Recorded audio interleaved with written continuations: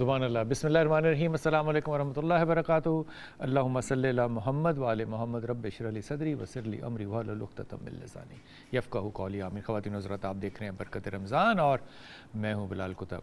और आज का जो डिस्कशन है हमारे उलमा इकराम के साथ वो बड़ा इंटरेस्टिंग है, और ख़ास तौर पे मैं उन नौजवान बच्चे और बच्चियों से ज़रूर कहूँगा कि वो इसको बड़े गौर और फ़िक्र के साथ सुने, समझें और इस पे अपनी ज़हन साजी भी करें, क्योंकि ये मौजू जो है ये निकाह के बारे में है। निकाह का मुझे अंदाज़ा है कि एक फ़ॉर्म जो है वो आजकल ईजाद 1962 के बाद जो है वो ईजाद हो गया था। 1961 या 62 के बाद अयूब खान ने कर दिया था, और उसके ऊपर फ़ॉर्म के ऊपर अब एक तरमीम जो है वो हमने की है, जिसमें कि हमने एक शिक जो है वो नबी पाक सल्लल्लाहु अलैहि वसल्लम के मुतालिक जो है वो भी शामिल की है। लेकिन निकाह बुनियादी तौर पे क्या फ़ॉर्म की वजह से होता है या हिजाब व कबूल होता है, ये अपने उलमा इकराम से आज पूछने की पूरी कोशिश करेंगे। लेकिन सबसे पहले आज का सवाल जो कि स्पार्क्स के स्मार्ट इस फ़ोन के लिए है, इस फ़ोन के लिए, स्पार्क्स के फ़ोन के लिए सवाल है जनाब आज का कि इस्लाम की सबसे पहली मस्जिद कौन सी है? इस्लाम की सबसे पहली मस्जिद कौन सी है? ये वो मस्जिद जो मुसलमानों ने ख़ुद बनाई, और इस पे एक बहुत बड़ा क्लू ये है कि इस मस्जिद को बनाने में रसूल पाक सल्लल्लाहु अलैहि वसल्लम ने ख़ुद भी हिस्सा लिया। इस सवाल का सही जवाब जो है वो आप स्पार्क्स के स्मार्ट फ़ोन के लिए कर रहे हैं, और इसका टेलीफोन नंबर नीचे लिखा है हमारा। आप हमें मैसेज कर सकते हैं, SMS, आप हमें व्हाट्सअप कर सकते हैं, या आप हमें टेलीफोन करके अपना नाम, सही जवाब और अपना सही एड्रेस लिखाइए, ताकि ये फ़ोन जो है ये आपको हदीयतन जीतने वाले को जो है वो पहुंचाया जा सके। इंतहाई मोहतरम मेहमान हमारे साथ आज हैं, सारे मेहमान मोहतरम होते हैं। आज ख़ुसूसी तौर पे कराची से हमें ज्वाइन किया है मुफ्ती इकबाल नक्शबंदी साहब ने, बहुत वार्म वेलकम आपको। हमें लाहौर से ज्वाइन कर रहे हैं ज़ियाउल हक नक्शबंदी साहब। नक्शबंदी साहब अस्सलाम वालेकुम, खैरियत से हैं आप? अल्लाह का शुक्र। हमें ज्वाइन किया जनाब अल्लामा मोहम्मद हुसैन अकबर साहब ने। डॉक्टर साहब अस्सलाम वालेकुम, खैरियत से आप? अल्हम्दुलिल्लाह। और हमें ज्वाइन किया जनाब अल्लामा उसैदुर रहमान साहब ने। अस्सलाम वालेकुम। जी वालेकुम, खैरियत से आप? अल्लाह के एहसान। ज़रूर एक तरफ नक्शबंदी साहब से शुरू कर लें ज़रा, कराची में बैठे हैं, मेहमान हैं। नक्शबंदी साहब अस्सलाम वालेकुम, आवाज़ आ रही है आपको? जी वालेकुम सलाम व रहमतुल्लाहि व बरकातुहू। जी बिलाल भाई, आवाज़ हल्की आ रही है। अच्छा हुजूर, ये फरमाइए कि पहले तो एक जल्दी से इस जुमले का जवाब दे दीजिएगा कि आपके नज़दीक निकाह जो है वो सिर्फ़ हिजाब और कबूल है, या इसके अलावा भी कोई उसके और शराइत भी हैं? जी बिलाल भाई, निकाह का बाब बहुत बड़ा वसी है, इसमें और रुकन भी हैं और शराइत भी हैं। कभी निकाह वाजिब हो जाता है, कभी निकाह फ़र्ज़ हो जाता है। निकाह के शराइत और भी हैं, सिर्फ इजाब कबूल माजी का सीगा और अमर का सीगा नहीं है, इसके अलावा और चीज़ें भी हैं निकाह के अंदर। मिसाल के तौर पे क्या चीज़ें हैं? एक वक्त होता है कि निकाह वो फ़र्ज़ियत के करीब पहुंच जाता है, उस वक़्त सिर्फ इजाब की नहीं बल्कि उस फ़र्ज़ को अदा करना ज़रूरी होता है। मिसाल के तौर पे अगर बंदा ये देखता है कि मुझसे ये फ़र्ज़ हो जाता है, वो उसमें अड़ा नहीं रहे बल्कि वो निकाह कर ले। एक वक्त होता है कि वो नान नफ़का दे सकता है फिर भी निकाह नहीं करता तो वो गुनहगार होगा। वाजिब हो जाता है कि वो निकाह करे और वो इस वाजिब को अदा करे। चूँकि नबी करीम सल्लल्लाहु ताला अलैहि वसल्लम की हदीस पाक है, मुस्लिम सियासता की तकरीबन बुखारी इब्न माजा तिरमिज़ी के अंदर आता है, हुज़ूर नबी करीम सल्लल्लाहु ताला अलैहि वसल्लम ने इरशाद फरमाया कि तुम मेरी सुन्नत को लाज़िम पकड़ो, और निकाह मेरी सुन्नत है। जो इसके ऊपर ताकत रखता है वो निकाह करे, और ताकत रखने के बावजूद भी वो निकाह नहीं करता तो वो हम में से नहीं है, यानी वो मेरी उम्मत में से नहीं है, वो बहुत बड़ा गुनहगार है। तो लिहाजा सिर्फ बात इजाब तक नहीं होगी, बात और भी इस वो बाब के अंदर हैं, अहकाम हैं, यानी शराइत वाजिबात जो चीज़ें देखी जाएंगी उनको भी देखना होता है। इजाब तो सिर्फ इस चीज़ का नाम है कि वहाँ पे वो अमर का सीगा है, उसने कहा कि आपने इस लड़की को कबूल किया, या मैं अपनी बेटी या बच्ची आपके अक़द में देता हूँ, निकाह में देता हूँ, उसने कहा जी मैं इससे निकाह करता हूँ, तो इस सूरत में इसी को वो इजाब व कबूल कहते हैं। अगर इजाब व कबूल में कोई वो बंदा मौजूद नहीं है तो उसका वकील या उसका वली आ जाता है, तो उस सूरत में भी निकाह हो जाता है। ठीक होगी बात। अच्छा ये बताइए कि निकाह के अंदर जो है नीयत का कितना दौर है? دیکھیے بلال بھائی، نیت کا دار و مدار جو ہے وہ اعمال سے ہے، اور ہمارے آقا صلی اللہ علیہ وسلم کی شریعت کا اطلاق ظاہر پہ ہے، باطن میں نہیں ہے۔ نیت کا دار و مدار اندر دل سے ہے، زبان سے کہنا واجب ہوتا ہے۔ انما الاعمال بالنیات، تمہارے عمل کا دار و مدار نیتوں پر ہوتا ہے۔ نیتوں کے حال اللہ جانتا ہے کہ اس کی نیت میں کیا ہے۔ ہم فیصلہ جب شریعت کا کریں گے، علماء کرام وہ اس کے ظاہر کو دیکھتے ہیں، نیت کو نہیں دیکھتے۔ نیت اس کی کچھ بھی ہو، وہ کچھ بھی بولے، ہم جو اس کے ظاہری اسباب ہوں گے ان کو دیکھیں گے اور اسی پر فیصلہ کریں گے۔ نیت اچھی ہے تو یقیناً اجر و ثواب بھی ملے گا، اگر نیت محض بری ہے، صرف محض نیت ہے، تو پھر اس میں اجر و ثواب نہیں ہے۔ تو اچھا، اگر آپ جو فرما رہے ہیں وہ یہ فرما رہے ہیں کہ اگر کوئی شرعی فیصلہ کرنا ہے تو اس میں آپ کسی بھی موکل سے یہ نہیں پوچھیں گے کہ تمہاری اس میں نیت کیا تھی، یعنی کہ آپ تصدیق نہیں کریں گے اس کی نیت کی، جو عمل جس نے دیکھا ہے بس اس پہ فیصلہ ہوگا۔ تصدیق کرتے ہیں جی بلال بھائی، آپ نے بجا فرمایا، ایسا نہیں ہے۔ میں کچھ عرض کروں گا، وہ نیت کے بھی پوچھتے ہیں، اس سے الفاظ بھی پوچھتے ہیں کہ آپ اس وقت کیا سوچ رہے تھے، کیا کہہ رہے تھے، تو وہ بتاتے ہیں، تو فیصلہ ہم اس کے ظاہر پہ کرتے ہیں، فیصلہ اس کی باطن پہ نہیں کرتے۔ فیصلہ علامہ صاحب، اگر فیصلہ ظاہر پہ کرنا ہے تو نیت پوچھ کیوں رہے ہیں؟ نہیں، وہ اس میں ہوتا ہے جب ان سے مسائل پہ بات ہو رہی ہوتی ہے تو وہ نیت کی باتیں خود بخود ان کی زبان پہ آ جاتی ہیں، وہ پھر خود ہی بتاتا ہے۔ مطلب 100 میں سے نیت کے نمبر کتنے ہیں؟ اگر نیت کسی کی ہے، قتل کرنے کی نیت ہی نہیں تھی تو وہ حادثائی قتل ہوگا، اگر کسی کی نیت تھی قتل کرنے کی تو وہ پری پلانڈ میڈیٹیٹڈ مرڈر ہوگا۔ دونوں میں بہت فرق ہے نا۔ اللہ تعالیٰ وہ آپ کو سلامت رکھے بلال بھائی، آپ نے میرے دل کی بات ہی کہہ دی، میں یہی مثال دینے والا تھا۔ وہ بات نیت کی نہیں ہے، اگر کوئی کسی کو قتل کر دے، کہے میری نیت تو نہیں تھی، ویسے لگ گیا، مر گیا، تو وہ اس کی نیت پر جو فیصلہ نہیں ہوتا، اس کے ظاہر پہ ہی فیصلہ ہوتا ہے۔ اللہ تعالیٰ آپ کو سلامت رکھے۔ میرا خیال ہے کہ آپ صاحب کشف بھی ہیں، آپ اب دل کی باتیں بتا دیتے ہیں۔ میں یہی کہنے والا تھا کہ وہ نیت کے اوپر موقوف نہیں ہے، اس کا مطلب شریعت کے اندر قتل میں حادثہ کوئی چیز نہیں ہے، قتل جو ہے وہ حادثہ ہو، اتفاقیہ ہو یا سوچ سمجھ کے وہ سزا ایک ہی ہوگی، یہی فرما رہے ہیں نا آپ؟ نہیں، میں یہ نہیں فرما رہا، میں یہ عرض کر رہا ہوں کہ اس سزاؤں کو بھی دیکھا جائے گا، وہ صرف نیت کو نہیں دیکھا جائے گا۔ بات ہو رہی ہے نیت کی، مسئلہ صرف یہ آ رہا ہے کہ ہم صرف نیت پر نہیں جائیں گے، اس کے ظاہری جو اسباب ہیں، جو محرکات ہیں، ہم ان کو بھی دیکھیں گے، پھر ہم فیصلہ کریں گے۔ اچھا، یہ جو آج کل آپ کا بڑا وائرل، ماشاءاللہ آپ کے کئی ویسے کلپس جو ہیں وہ بڑے وائرل ہوتے ہیں، ان میں سے ایک جو ہے وہ نکاح کے اوپر وائرل ہے، جس پہ کہ آپ فرما رہے ہیں کہ اگر کوئی ڈرامے میں بھی نکاح کرتا ہے تو وہ نکاح جو ہے وہ وارد ہو جاتا ہے۔ اس پہ آپ رجوع کر رہے ہیں یا آپ اس کی تصدیق کر رہے ہیں؟ بلال بھائی، اللہ تعالیٰ آپ کو برکتیں عطا فرمائے۔ آپ سے ایک پرانا تعلق ہے، میرا خیال ہے اسی پروگرام کے اندر یہ بحث چھڑ گئی تھی، میں اپنے اس موقف پر قائم ہوں۔ میں نے حدیث ابن ماجہ کا حوالہ دیا تھا، اس میں نبی کریم صلی اللہ تعالیٰ علیہ وسلم کی حدیث ہے کہ مذاق میں اس میں جو حقیقت ہے وہ حقیقت ہی غالب رہتی ہے۔ اس حدیث کے راوی حضرت ابو ہریرہ ہیں۔ میرے پاس اسی طرح کی 14 حدیثیں ہیں سیاستہ کے اندر۔ میں اپنے اس موقف میں آج بھی قائم ہوں۔ وہ ایک طبقہ ہے جو اس کا انکار کرتا ہے کہ جناب وہ ڈرامے کے اندر نکاح نہیں ہوتا، میں آج بھی اس پہ قائم ہوں۔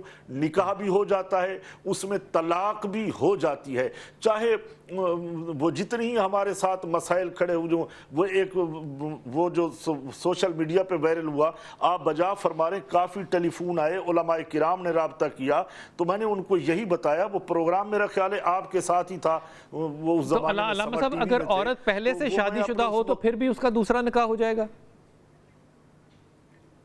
نہیں، وہ دوسرا نکاح نہیں ہوتا، وہ تو پہلے نکاح میں تھی۔ جب وہ نہیں، وہ اگر پہلے سے نکاح میں ہے، پہلا ہی وہ رہے گا، پہلے سے نکاح میں ہے اور اس کا ڈرامے میں دوسرا نکاح ہو گیا، تو آپ فرما رہے ہیں وہ سچی مچی کا نکاح ہے، تو کیا اب وہ عورت کے 2 نکاح ہوں گے؟ نہیں، وہ 2 نکاح۔ تو لہذا بلال بھائی اتنی شدت نہیں کرنی چاہیے۔ ڈراموں کے اندر بہت کچھ ہوتا ہے، وہاں پہ مرڈر قتل ہوتے ہیں، حالانکہ وہ حقیقت میں نہیں ہوتے۔ قتل کی سزا وہ ایک کہاوت ہوتی ہے، وہ میں عرض کروں ایک فرضی کہانی ہوتی ہے، وہ ایک سکرپٹ ہوتا ہے، سکرپٹ سے تو نہیں نکاح ہوتے، وہاں سے تو طلاق نہیں ہوتی۔ آپ کو لگتا ہے کہ علماء کرام نے اس بات کو ضرورت سے زیادہ پھیلا دیا ہے؟ نہیں اتنی شدت اور سختی نہیں ہے، اس کو بس خام خواہ اس کے مذہب ساتھ کو جوڑا مذہب ہی جا رہنے رہا ہے۔ دینا چاہیے، ہاں بالکل، مذہب کو مذہب رہنے دینا، ہاں بالکل، میں تو میرا واضح موقف یہ ہے کہ ڈرامے کے یہاں اندر پہ فٹ نہیں ہوتی۔ جی میں یہاں واپس آ پہ رہا ہوں۔ حدیث فٹ نہیں ہوتی۔ ڈاکٹر صاحب آپ کی اس پہ کیا رائے ہے؟ بسم اللہ الرحمن الرحیم۔ دیکھیں انما الاعمال بالنیات، جی پہلے حدیث پڑھی گئی، ارادے کے بغیر کوئی عمل واقع نہیں ہوتا، ارادے کے بغیر کوئی عمل اسی لیے لڑکی سے اجازت لی جاتی ہے۔ 4 بنیادی چیزیں ہیں نکاح کے لیے۔ جی سب سے پہلے لڑکی سے اجازت، جی اور وہ شرط ہے کہ کیا تم راضی ہو اتنے حق مہر کے بدلے میں فلاں بن فلاں کے ساتھ۔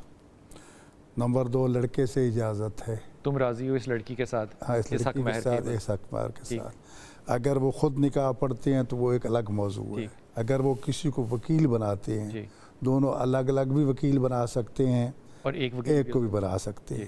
وکیل اب پھر ان سے وکالت شرعی لے گا ٹھیک کہ کیا اے فلاں بن فلاں، کیا میں تمہارا وکیل شرعی بن کے فلانا بن فلاں کے ساتھ اتنے حق مہر کے بدلے میں صیغہ نکاح ایجاب یا قبول وہ پڑھ سکتا ہوں، اسے بتانا شرط پڑے ہو گا گئی، کہ ٹھیک، پڑھ سکتے ہیں۔ ٹھیک۔ ٹھیک ہے، یہ شرط۔ اس کے بعد پھر اس صیغے کا اجرا ہے، اجرا سے مطلب اس کو مطلب کنڈکٹ صیغے کرنا، لفظوں کو آگے آگے عملی پریکٹیکلی طور پہ لانا۔ کرنا ہے۔ کل بھی شاید پرسوں بھی بات ہو رہی تھی کہ عقود میں بسا اوقات صیغے ماضی کے استعمال ہوتے ہیں، مراد انشاء یعنی حال حاضر لیا جاتا ہے۔ ہمارے ہاں تو ویسے تاکید ہے کہ حتی المقتور نکاح جو ہے وہ عربی میں ہونا چاہیے، اور طلاق کے لیے تو اور بھی زیادہ شرط سخت ہے کہ عربی میں ہونا چاہیے۔ اب عربی جو ہے اس میں صیغے جو ہیں، عقود جو ہیں، وہ ماضی کا لفظ استعمال ہوتا ہے، انکحت قبلت۔ اب یہ ہے ماضی، لیکن اس وقت ہم فعل میں، تو اس نکاح خان کو یا اس وکیل کو یہ علم ہونا چاہیے، ارادہ ہونا چاہیے کہ صیغے ماضی کے ہیں لیکن میں قصد انشاء کر رہا ہوں کہ اس وقت اس عمل کو جاری کر رہا ہوں۔ یہ 4 شرطیں ہیں نکاح کے لیے، اور طلاق کے لیے تو اس سے بھی زیادہ نکاح پہ رہتے ہیں۔ اچھا، نکاح کے لیے اب رہے گا 4 شرطیں، معاملہ، اگر چاروں میں سے کوئی بھی پوری نہیں ہوئی تو نکاح اگر مثال طور پر لڑکی راضی نہیں ہے، نکاح نہیں، نکاح نہیں ہے، لڑکا راضی نہیں ہے، نکاح نہیں ہے، اور ایجاب و قبول نہیں ہوا، نکاح نہیں ہے۔ اگر مثال کے طور پر حق مہر جو ہے اس پہ پارٹیاں متفق نہیں ہو سکیں، نکاح نہیں۔ تو یہ شرائط 4 شرطیں تو بنیادی شرطیں ہیں۔ گواہان بھی، گواہان ہمارے ہاں شرط نہیں ہے، لیکن سنت معاقدہ ہے، گواہان کو بلایا جائے، رات وقت نکاح کیا جائے، اعلان عام کیا جائے کہ یہ نکاح ہو رہا ہے۔ رہ گا معاملہ فارم کا۔ فارم وقت کے تقاضوں کے مطابق اس میں ایک انڈورسمنٹ کی گئی، اور ابھی ایک تازہ جو ترمیم ہم نے کی ہے شک نمبر 18 میں، اس میں یہ تھا کہ کیا بیوی شوہر نے بیوی کو حق طلاق تفویض کر دیا تو کن شرائط پہ۔ میں نے اس پہ اختلاف کیا تھا کہ حق طلاق تفویض کرنا جو ہے اس کا مطلب شوہر کو بالکل اس حق سے محروم کرنا ہے جو خالق نے اس کو دے رکھا۔ اب یہ طلاق کا فیصلہ بیوی کر سکتی ہے، کر سکتی کے مطابق، لیکن یہاں اصل جو چیز ہے وہ ہے وکالت، کہ شوہر خود طلاق دے یا کسی کو وکیل بنا دے۔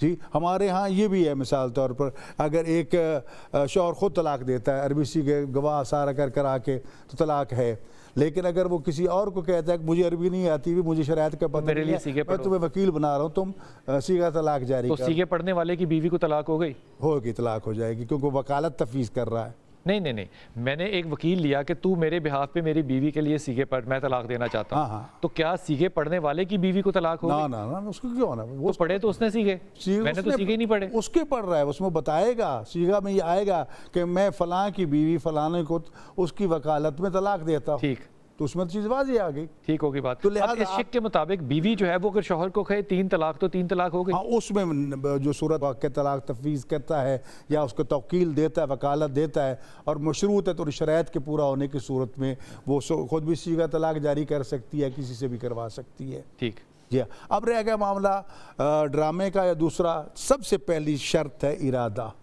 ارادے کے بغیر ہواؤں میں 10 لاکھ مرتبہ کہہ دو طلاق طلاق طلاق طلاق نہیں ہوگی، 1000 مرتبہ لکھ کے دے دو طلاق طلاق طلاق نہیں ہوگی طلاق، جب تک نکاح میں بھی جب تک ارادہ نہیں ہوگا۔ اب معاملہ ہے، کیوں ہم پوچھتے ہیں لڑکی لڑکے سے کہ کیا آپ اس نکاح کے لیے راضی ہیں یا نہیں، تاکہ اس کا ارادہ جو ہے وہ واضح کرتا ہوں राजी हैं या नहीं, एक छोटी सी बात। अब मसला तो आया बैठा है, तो सेहरे पहन के आया बैठा, निकाह के लिए आया बैठा है ना।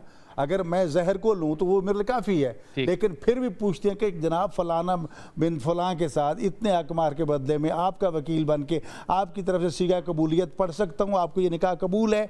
ये कबूलियत क्यों कहते हैं? ताकि ये सारी दुनिया सुन ले, इतने गवाह मौजूद हो जाए जी। तो लिहाजा अगर वो कहता है कि नहीं जनाब मैं तो राजी नहीं हूँ जी, तो लेकिन यहाँ छोड़ दें, फिर वो खत्म हो गई, वो खत्म। अब मामला जो है ज़वाहिर पे इस्लाम का, ज़ाहरी तौर पर सारी दुनिया सुन रही, ठीक है। रह गया मामला कि एक आदमी का इरादा ही नहीं है, कुछ भी नहीं है, या मसला ये आ रहा है जी बीवी शादीशुदा या दूसरी तीसरी है, तो उसमें वो उसका कोई असर नहीं पड़ेगा। एक लेते हैं वक्फा और वापस आके इस गुफ्तगू यहीं से शुरू करते हैं।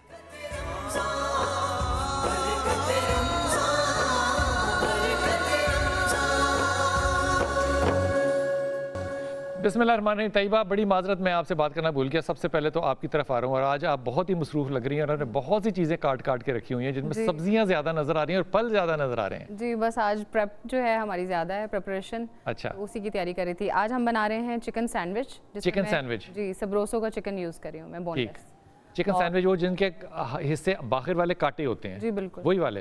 तो वो काम आते हैं, वो जो कटी होती है डबल रोटी? जी बिल्कुल काम आते हैं। उनको आप ड्राई रोस्ट करके, तो आप उनको ग्राइंड करके उनके ब्रेड क्रम्स बना लें। ये हुई ना बात, ठीक हो गया। और उसके साथ जो है हम बना रहे हैं पोटैटो के ना डोनट्स। Potato donuts? डोनट्स, ये नमकीन डोनट्स होंगे? जी बिल्कुल नमकीन डोनट्स। कमाल बात है, वाह। अच्छा, और तीसरी चीज़ हम बना रहे हैं एप्पल जूस। एप्पल जूस जी, और उसके साथ सबरोसो के फ्राइंग आइटम्स होंगे, और लजीजा के हम शीर खुरमा भी बना रहे हैं।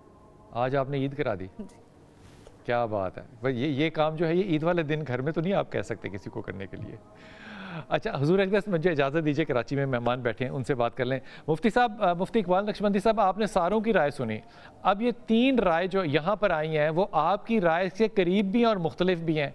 अब इस सारे मामले को जिस तरह आप फरमा रहे हैं, इससे कहना कि ये शरई मामला है, ये इस्लाम है, तो फिर ये मुख्तलिफ राय लोगों की क्यों है अगर ये इस्लाम है? बिस्मिल्लाहिर्रहमानिर्रहीम। बिलाल भाई, नबी करीम सल्लल्लाहु अलैहि वसल्लम ने फरमाया कि इख्तलाफ के अंदर खैर है, इख्तलाफ में कोई बुराई नहीं है। राय मुख्तलिफ उनकी हो सकती हैं, लेकिन हदीस रसूल सल्लल्लाहु ताला अलैहि वसल्लम पर सबका इत्तेफाक है। हदीस रसूल से कोई मुनहरफ नहीं हो रहा। जहाँ तक ये 3 राय आई हैं, देखो कि हम इस्लाम को ड्रामों की नज़र नहीं कर सकते। इस्लाम दीन वहदत है, दीन फितरत है, ये इंसानियत की बका का नाम ये दीन देता है।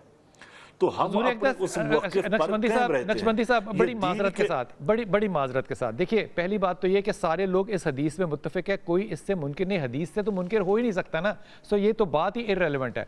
वो तो मामला ये है कि ये हदीस यहाँ अप्लाई होती है कि नहीं इस मौजू पे, कि वो एप्लीकेशन ऑफ हदीस इस चीज़ पे होगी या नहीं होगी, उसका पस मंज़र और पेश मंज़र क्या होगा। दूसरी बात यह कि ये जुमला कहना कि इस्लाम को ड्रामों की नज़र नहीं कर सकते, ये थोड़ी सी मेरे ख्याल में ज़रा ज़्यादा बात कर दी। इस्लाम को किसी की नज़र कोई नहीं कर रहा, और ड्रामों की नज़र तो खैर बिल्कुल ही कोई नहीं कर रहा। नहीं बिलाल भाई, मेरा कहने का मतलब ये है कि हम इस्लाम जो है उसको इस्लामी नज़र से हमें देखना चाहिएगा। जो मजहबी हमारे मामलात हैं, जो दीन के अहकाम हैं, उनको हम दीन के अंदर रखें तो ज़्यादा बेहतर होगा। दीन के अंदर रखें या मसलक के अंदर रखें? दीन के अंदर रखें या मसलक के अंदर रखें? क्योंकि यहाँ पे जितनी मुख्तलिफ मसालिक हैं उनके ओपिनियन मुख्तलिफ है। तो जब आप कहते हैं दीन के अंदर, तो वो लगता है जैसे एक मुकम्मल इस्लाम की बात हो रही है। लेकिन जब आप बात करते हैं तो एक मसलक दूसरी मसलक से अपनी राय मुख्तलिफ रखती है, तो इसको दीन कहना चाहिए या मसलकी मसला कहना चाहिए? नहीं, मेरा ख्याल मसलक नहीं, वो आप बजा फरमा रहे हैं, वो मसालिक अलग हैं, मगर दीन तो एक ही है। वो दीन अल्लाह का ही है, तो वो दीन इस्लाम है। इस पर तो सब मुत्तफिक हैं। एक मुख्तलिफ वक्ती तौर पे एक राय अलग हो सकती है, सोच का इख्तलाफ हो सकता है, मगर दीन जो है वो एक ही रहेगा और वो अज़ल से एक ही चल रहा है। उसी की वो पैरवी का हुक्म जो वो अंबिया किराम हमारे पास लेके आए, करके आए, हम उसी को दीन कहते हैं। تو رہا جہاں تک ایک طبقہ ہے جو ڈراموں کی آڑ کے اندر وہ دین کے احکام کو منتشر کرنا چاہتا ہے. میں اب یہ آپ نے ایک بدگمانی کا ایسا الزام لگایا ہے ایک لکھنے پڑھنے لکھنے والے آدمی پہ جو رائٹر ہے کہ وہ اس کی نیت بد ہے اور وہ اسلام کے خلاف ہے. اب اتنی بڑی بات کر دینی نقشبندی صاحب, کوئی مطلب میں کیا عرض کروں, میں سر سوائے معذرت کے کیا کہہ سکتا ہوں. بدگمانی کا نہیں, ہم اس کی نیت پہ فیصلہ کیسے کر سکتے ہیں کہ وہ اسلام کے خلاف ہے؟ بلال بھائی فتویٰ آتا ہے. کس پہ؟ بلال بھائی اس کے زہری جو چیزیں ہیں اسی کے اوپر ہم کلام کریں گے. کوئی بدگمانی نہیں کر رہا, اچھے بھی لکھنے والے ہیں, اچھے رائٹر دین کو بھی سمجھنے والے ہیں, اچھے رائٹر جو ہیں وہ فقہ کو بھی سمجھنے والے ہیں. بہت سارے ایسے ہمارے معاشرے کے اندر لکھنے والے موجود ہیں اور ماضی میں وہ ایسے گزرے ہیں, ایسے معاملات ہیں. وہ پہلے تحقیقات کر لیتے ہیں مسائل کی, دینی مسائل کی, یہ احکام کی, اس کے بعد وہ اس کو عام کرتے ہیں, اس کو بعد وہ منظر عام پر لاتے ہیں. تو آپ کے خیال میں ہو سکتا ہے ایسا ممکن ہے نا کہ اس رائٹر نے جو بھی یہ رائٹر ہے اس نے جب یہ تحقیق کی ہو تو وہ اسید بھائی سے ملا ہو یا وہ علامہ ڈاکٹر حسین اکبر سے ملا ہو تو اس نے تو تحقیق کر لی, اب ان کا اوپینین ڈیفرنٹ ہے, وہ آپ سے نہ مل پایا ہو. اب اس میں کیسے ممکن ہے کہ ایک آدمی ایک ڈرامے کو تحریر کرنا چاہتا ہے جو تخلیقی کام ہے, اس کے لیے وہ پہلے سارے علماء کرام کی رائے کو یکجا کرے, جبکہ علماء کرام کی رائے تو 1475 سال میں یکجا نہیں ہوئی. نہیں, میرا خیال ہے کہ وہ رائے جو ہے نا وہ یکجا ہو سکتی ہے کسی ایک عالم سے ہی, اگر وہ مل جاتا ہے, مل لیتا ہے تو وہ حسین اکبر صاحب سے فرضی طور پہ ملے تھے, وہ کافی ہے. ضروری نہیں ہے کہ وہ میرے دربار میں حاضر ہو اور مجھ سے آ کے پوچھے کہ جناب آپ کی کیا رائے ہے. میں نے کوئی اپنی طرف سے رائے نہیں دینی, میں نے تو جو دین کی بات ہے, جو میں سمجھا ہوں, جو میری فہم ہے, میں اس کے مطابق بات کروں گا, انہیں وہ بات پیغام دوں گا. مسلک کی تو یہاں پہ بات ہی نہیں ہو رہی, بات تو ہو رہی ہے دینی احکام کی اور نکاح کی بات ہو رہی ہے. تو نکاح کے پیغام کو ہم کہتے ہیں کہ مذاق نہ بنایا جائے, نہ مذاق کے اندر لایا جائے. دیکھیں دین کے طلاق کے جو مسائل ہوتے ہیں ہم کسی سبزی فروش سے نہیں پوچھتے بلکہ ایک عالم دین سے پوچھتے ہیں جو ان کو. لیکن یہ بات ذہن میں رکھیے, ایک سبزی فروش ہے وہ عالم دین ہو سکتا ہے اور اس کی مثال پاکستان میں موجود ہے. عالم دین کے پاس جائے گا حضرت, سبزی فروش جو ہے وہ عالم دین ہو سکتا ہے اور اس کے پیچھے کروڑوں, لاکھوں نہیں کروڑوں فالوورز ہیں اس کے, اور اس کی بہت بڑی جماعت ہے. اس لیے سبزی فروش کو ہم اس طرح لیٹ ڈاؤن تو نہیں کر سکتے نا. عالم دین کیوں نہیں ہو سکتا؟ جی بالکل نہیں کہہ سکتے. وہ اگر یہ میں سمجھتا ہوں وہ کسی ایک ہی عالم دین کے پاس جائے گا تو اس کا ایک ہی کے پاس جانا کافی ہے. وہ تسلی تشفی ہو سکتی ہے, وہ بھی وہی مسائل وہ بتا سکتا ہے کہ یہ صحیح ہے اور یہ غلط ہے. ضیاء بھائی آپ اس پہ رائے دیجئے. نقشبندی صاحب میں آپ کے پاس آتا ہوں, حضور میں آتا ہوں, آپ لائن پہ رہیے گا. ان کا سبزی فروش ان کا مراد یہ ہے کہ جو ناقص علم والا ہے, یعنی کہ جو کم علم والا ہے, جس کو ناقص نہ کہیے مختلف علم, مختلف کہہ لیں, ناقص کہہ لیں, مختلف کہہ لیں. اور میں یہاں یہ عرض کروں گا, میں نے اپنے دونوں موقف پیش کیے, یہ میرے موقف نہیں ہیں, اچھا, یہ قرآن و سنت کے موقف ہے. ہمارے صحابہ سارے جو سارے ستارے ہیں, لیکن سب کی رائے مختلف ہو سکتی تھی اور تھی بھی. تو ہمیں پیار محبت سے سوسائٹی کو آگے لے کر جانا چاہیے. سنسر بورڈ جو ہے وہ کس مرض کی دعا ہے. صحابہ نے کیا اس حدیث کی تفسیر فرمائی؟ نہیں, اس حدیث میں تو اختلاف رائے کی بات کر رہا ہوں نا جی. سنسر جو بورڈ ہے اس میں علماء بھی پہلے ہوا کرتے تھے. اب یہ جو ڈرامے ہیں, فلم ہو یا ڈرامہ ہو, ان میں بھی علماء کا بورڈ ہونا چاہیے. ارے ہوتے تھے, ابھی بھی کہیں نہ کوئی مولوی صاحب ماشاءاللہ کو تنخواہ لے رہا ہوگا اس سنسر بورڈ کے اندر بھی. تو میں یہ سمجھتا ہوں کہ یہ جو ڈرامہ ہے کم سے کم الفاظ میں بھی جو نکاح کا عمل ہے وہ فلم ہے, کم سے کم عکس بندی کے ذریعے طلاق کا عملی واقعہ ہو سکتا ہے. اس کو کم کرنا چاہیے. میں یہ سمجھتا ہوں کہ ڈرامے فلمیں بننے چاہیے, اچھا مٹیریل لوگوں کو ملنا چاہیے, اچھا لٹریچر لوگوں کو ملنا چاہیے, لیکن اسلام کو متاثر نہیں ہونے دینا چاہیے. اور میں یہاں بلال بھائی تھوڑا سوال جو ہے وہ سپارکس کے سمارٹ موبائل فون کے لیے جو کہ گلاس فنش ہے اور نیو 6 ہے. اسلام کی سب سے پہلی مسجد جو ہے وہ کون سی ہے, اس کا نام آپ نے بتانا ہے اور آپ کو یہ انعام جو ہے یہ آپ کے صحیح جواب دینے پہ جو کہ آپ ہمارے صاحب میں تھوڑا سا اس پہ آپ کو مل جائے گا. ایک چھوٹا سا وقفہ لیں گے اور واپس آ کے ضیاء صاحب کے پاس جائیں گے.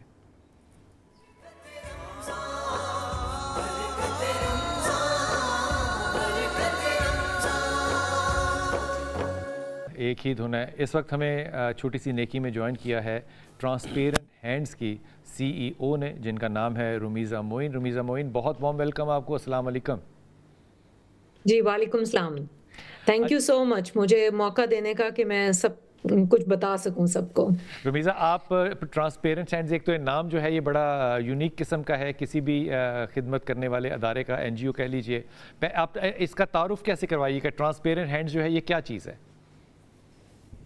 ٹرانسپیرنٹ ہینڈز غریب لوگوں کی، محتاجوں کی فری سرجریز کرواتا ہے، فری ٹریٹمنٹس پرووائڈ کرتے ہیں، اور میڈیکل کیمپس ہم کرتے ہیں فری آف کاسٹ. سو اس کا تعارف اس طرح سے ہے کہ ٹرانسپیرنٹ ہینڈز، سب سے پہلے تو یہ کہ نام یہ کیوں رکھا گیا. سو ٹرانسپیرنٹ ہینڈز اس لیے رکھا گیا کہ ہر چیز اس میں ٹرانسپیرنٹ ہے. ہماری ویب سائٹ ہے، وہاں پر آپ جا کر دیکھتے ہیں جو کہ پیشنٹس جن کو سرجری کی ضرورت ہوتی ہے، ان کی سٹوریز، ان کے اماؤنٹ جو کہ سرجری کا ریکوائرڈ ہے، سب کچھ ویب سائٹ کے اوپر ہوتا ہے. اور پھر جب سرجری ہو جاتی ہے پیشنٹ کی یا ٹریٹمنٹ ہو جاتا ہے تو ہم ہاسپٹل بلز اور جو ہاسپٹل کے ڈاکیومنٹس ہیں وہ پیشنٹ کی پرمیشن سے وہ بھی ہم شیئر کر دیتے ہیں. سو کوئی بھی جس نے پیسے دیے ہیں ایکچولی اس کو ایگزیکٹلی پتہ ہوتا ہے اس نے کہاں پر پیسے دیے ہیں، کہاں پر لگے ہیں، اور اس کا امپیکٹ کیا کریٹ ہوا ہے. کیا جس ریزن کے لیے یا جس چیز کے لیے اس نے پیسے دیے تھے اس کا کوئی رزلٹ آیا ہے جس کے اوپر پیسے لگے، بینیفیشری جو ہے وہ صحت یاب ہوا یا نہیں ہوا. سو اس لیے یہ دماغ میں رکھتے ہوئے ہم نے اس کا یہ نام ٹرانسپیرنٹ ہینڈز رکھا تھا. رمیزہ، یہ بتائیے کہ آپ پیشنٹ کو سلیکٹ کیسے کرتے ہیں کہ یہ پیشنٹ جو ہے یہ قابل علاج ہوگا ہمارے لیے، اس کا ہم علاج کریں گے، یا جو بھی واک ان پیشنٹ کرے گا اس کا علاج آپ کریں گے، کیمپ کے اندر ہو یا ادروائز آپ کو کانٹیکٹ کرے؟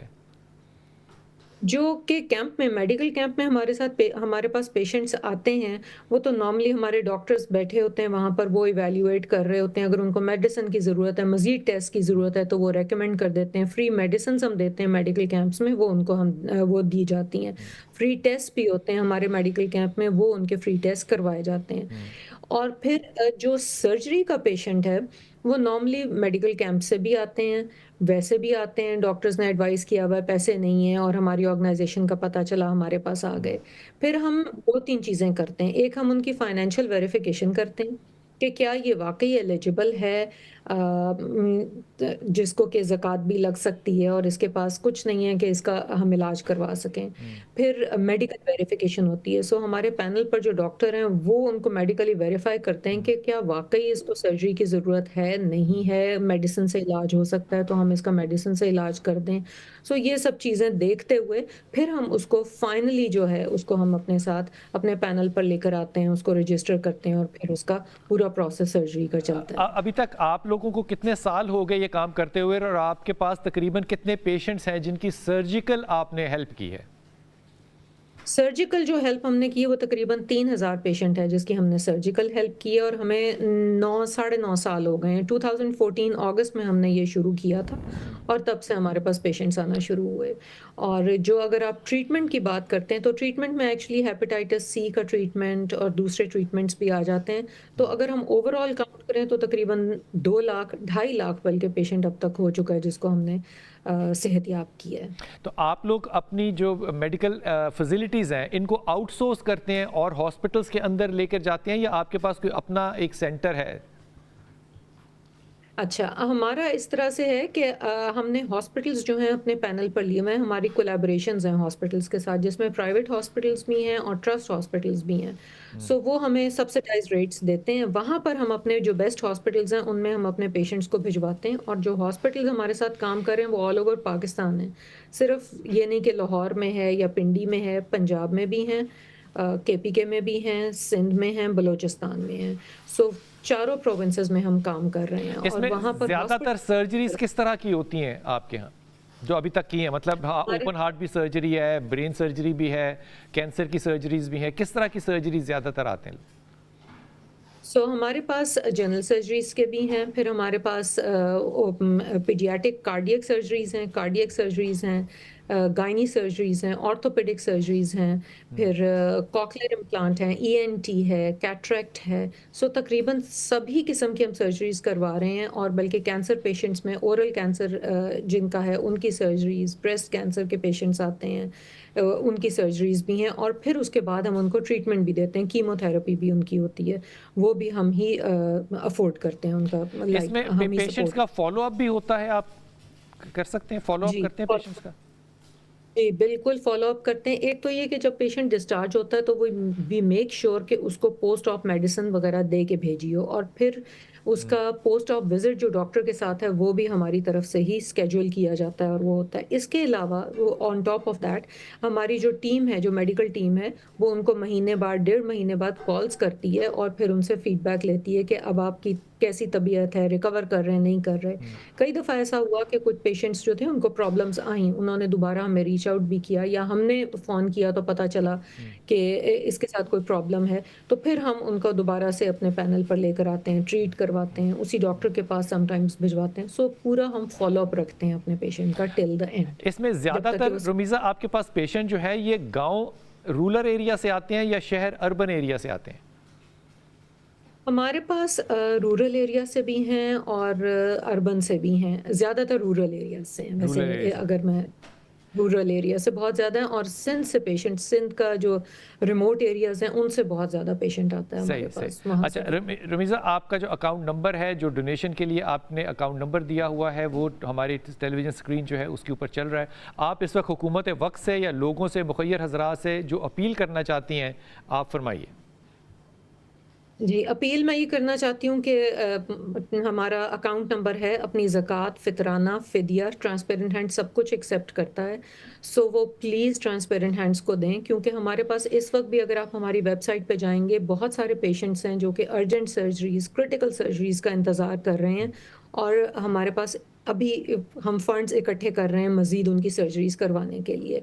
सो हमारे पास जो पेशेंट है, कम से कम वेबसाइट पर चले जाएं, वहाँ उनको फ़ंड कर दें, पेशेंट खुद से सेलेक्ट कर लें, या वैसे ज़कात अगर देना चाहते हैं और बैंक अकाउंट में करवाना चाहते हैं तो करवा के बता दें। आपकी इस मदद से हमारी जाने 300-400 पेशेंट जो है उसकी सर्जरी हो जाएगी और उनकी ज़िंदगियाँ बच जाएंगी, ज़िंदगी चेंज हो जाएगी, ज़िंदगी बच जाएगी। रमीज़ा, बहुत शुक्रिया आपका, आप बहुत अच्छा काम कर रही हैं। मेरी दुआ है कि अल्लाह ताला आपको अपने काम के अंदर इस्तकामत दे, आप इस काम को जारी रख सकें। ट्रांसपेरेंट हैंड जो है ये हमारे साथ थे। अब लेंगे एक छोटा सा वक्फा और वापस आते हैं।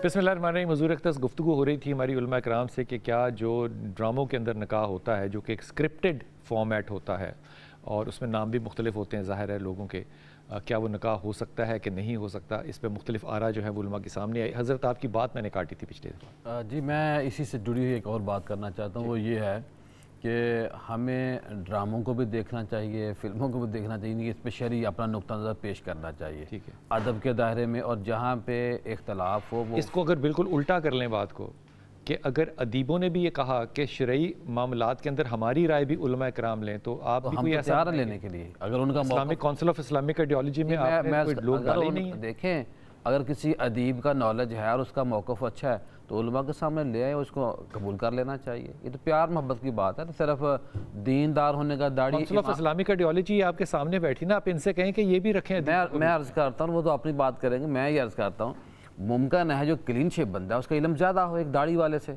तो इल्म सामने आना चाहिए, उस पर बात होनी चाहिए।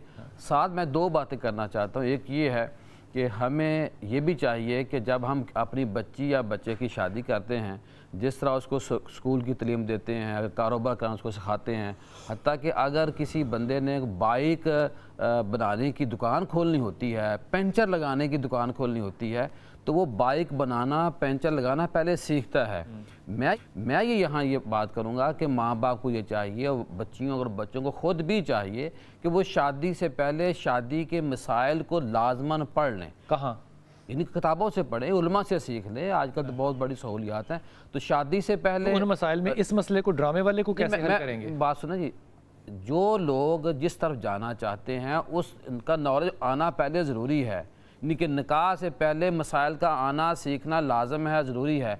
اور اسی طرح جو عدالتوں قرآن کا سیکھنا بھی لازمی ہے. جن عدالتوں میں یا جو منشی باہر بیٹھے ہوتے ہیں وہ طلاق اپنی مرضی سے لکھ دیتے ہیں اور وہ کہتے ہیں 3 طلاقیں میں نے لکھ دی، وہ بندہ اس وقت غصے میں ہوتا ہے اور وہ سائن بھی کر دیتا ہے. تو میں یہ چاہتا ہوں، میری یہ گزارش ہے کہ وہ منشی، وہ عدلیہ کا نظام اس طرح توجہ دے کہ جو شرعی طریقہ ہے کہ ایک طلاق دی جائے اور ساتھ ایک وقت میں 3 طلاقوں کا دینا، یہ ہمارے ہاں اور اسلام کے ہاں یہ نہیں کہ اس کو اچھا موضوع نہیں ہے، اچھا سمجھا نہیں گیا. یہ موضوع تو طلاق نکاح ہی ہے نا. نہیں نکاح تو میں یہ طلاق پہ تو بھی نکاح تو کر لیں پہلے، طلاق پہ پھر آئیں گے نا. نکاح ہوتا ہے بعد میں طلاق ہوتی ہے. تو پہلے نکاح تو کر لینا. میں یہ چاہتا ہوں کہ ہمارے عدلیہ کے سسٹم کو بھی ہونا چاہیے. اس حوالے سے یہ ہے کہ جو سینسر بورڈ ہمارا ہے، جو تنخواہیں لیتے ہیں، ان کو اپنا ایکٹیو رول پلے کرنا چاہیے. یہ میری ساری سمجھ میں باتیں آ گئی. ایک بات سمجھ میں نہیں آئی، وہ جو تعلیم دینی ہے اپنے بچے اور بچی کو، قرآن کی تعلیم دے سکتے ہیں ڈائریکٹ؟ دے سکتے ہیں، کیوں نہیں دے سکتے؟ پکی بات ہے. جی بالکل پکی بات. آپ نے ان علماء کو نہیں سنا جو کہتے ہیں ڈائریکٹ قرآن نہیں پڑھنا؟ قرآن علماء کے لیے نازل ہوا ہے، وہ علماء قرآن ہم سے سیکھیں.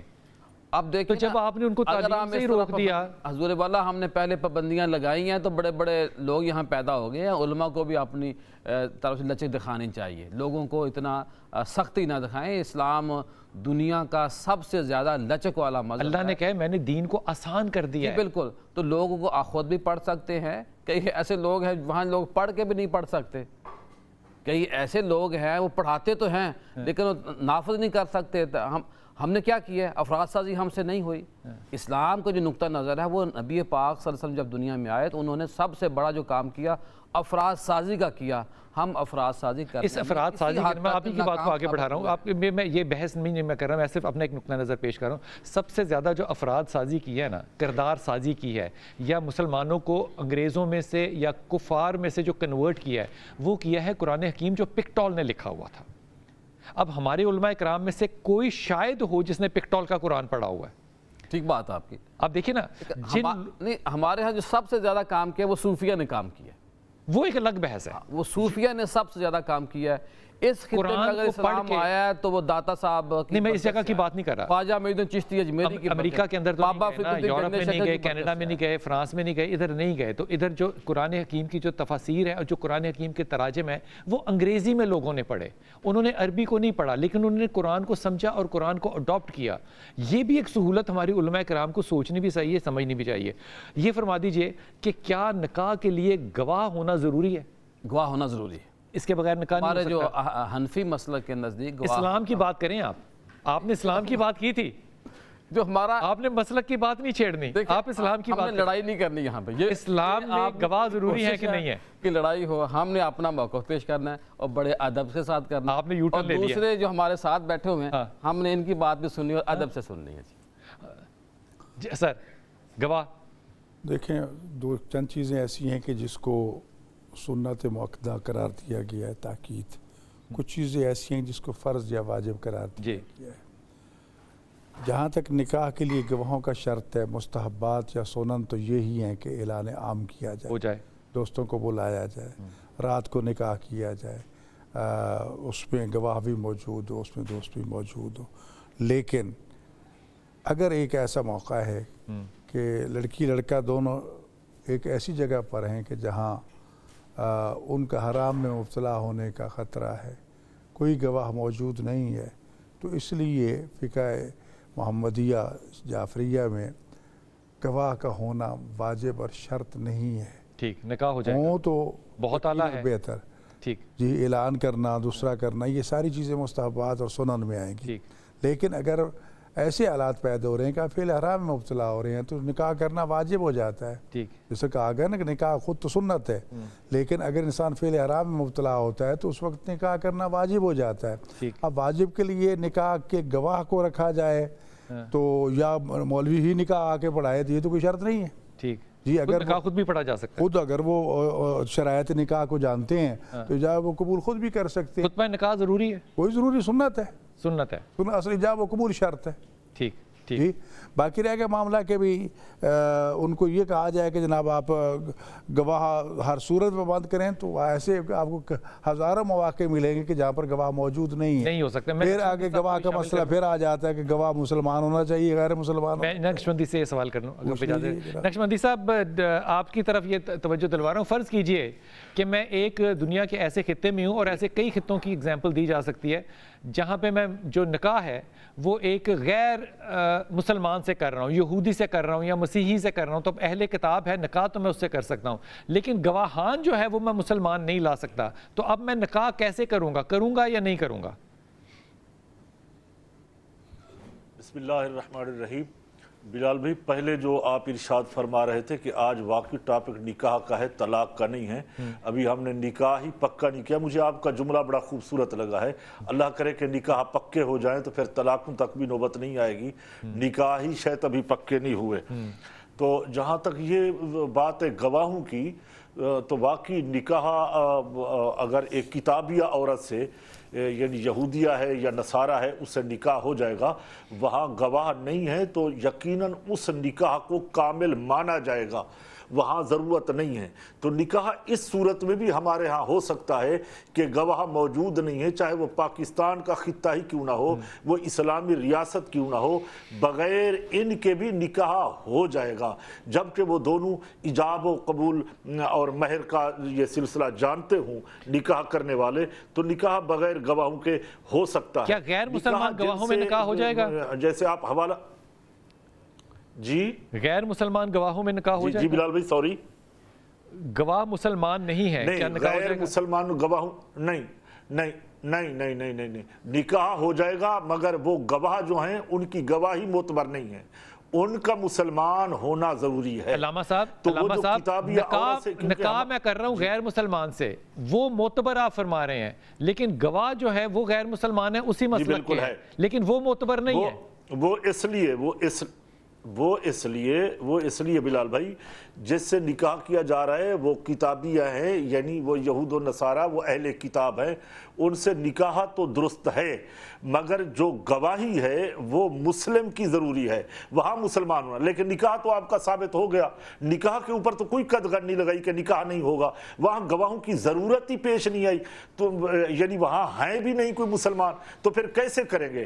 یہ تو علماء نے اجازت دی کہ وہ اہل کتاب سے مسلمان کا نکاح جو ہے وہ درست علماء نے اجازت تھوڑی دی ہے کہ اہل کتاب سے نکاح کر سکتے ہیں، یہ علماء کی اجازت ہے۔ دیکھیے بلال بھائی میں بڑے ادب سے عرض کروں گا کہ دین کے اندر علماء کو اللہ نے فضیلت دی ہے، حدیث سے علماء کو فضیلت دی ہے، علماء کا احترام کرنا ہم سب پر واجب ہے۔ اگر ہم بار بار علماء کو ہی تنقید کا نشانہ بنائیں گے تو پھر بتائیں کہ ہمیں دین جو ہے نا ہمیں کون پڑھائے گا، اس میں تنقید کی کیا بات ہے؟ آپ فرما رہے ہیں کہ علماء نے اجازت دی ہے اہل کتاب سے شادی کرنے سے، علماء نے اجازت دی تھی، یہ تو دین نے اجازت دی ہے۔ نہیں میں واپس آتا ہوں، پھر اپنے اجازت بات کرتا ہوں، وقفہ اس وقت ہو رہا ہے، وقفہ لیتے ہیں، واپس آتے ہیں۔ وقفہ ہو گیا پھر۔